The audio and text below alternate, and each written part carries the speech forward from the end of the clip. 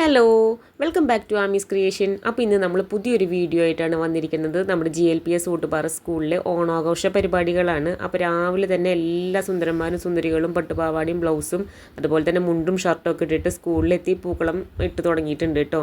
അപ്പം നമുക്ക് സ്കൂളിലെ പൂക്കള വിശേഷങ്ങളിലേക്ക് പോകാം.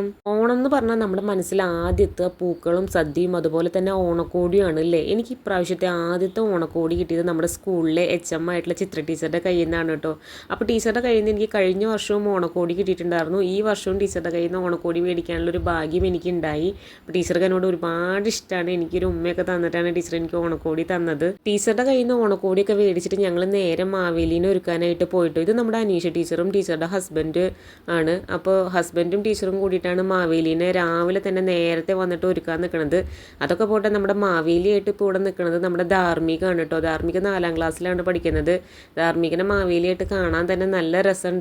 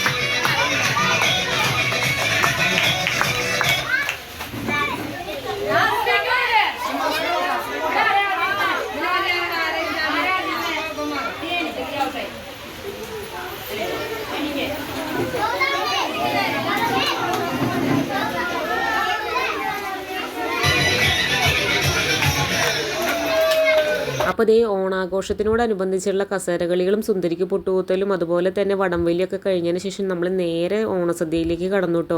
അപ്പോൾ ചോറും സാമ്പാറും പപ്പടവും അവിയലും കാളനും ഇഞ്ചമ്പുളിയും അതുപോലെ തന്നെ കൂട്ടുകറിയൊക്കെ ഉള്ള എല്ലാ തരത്തിലുള്ള കറികളും ഉണ്ടായിരുന്നൊരു വിഭവസമൃദ്ധമായ ഒരു സദ്യ തന്നെയാണ് നമ്മൾ ടീച്ചേഴ്സും PTA കൂടിയിട്ട് അധ്യാപകർക്കും കുട്ടികൾക്കും നൽകിയിട്ടുണ്ടായിരുന്നത്. ഈ വർഷത്തെ ഓണാഘോഷ പരിപാടികൾ ഇതോടുകൂടി ആരംഭിക്കുകയാണ് കേട്ടോ. അപ്പോൾ എല്ലാവർക്കും ഹാപ്പി ഓണം.